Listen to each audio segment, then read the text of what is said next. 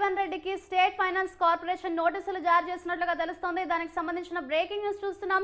20 కోట్ల రుణం వడ్డీతో కలిపి 45 కోట్ల బకాయి ఉన్నట్లుగా కూడా 2017లో ఆయన సతీమణి రజితారెడ్డి పేరుతో లోన్ తీసుకున్నారని ఇంటికి నోటీసులు అందించారు అధికారులు.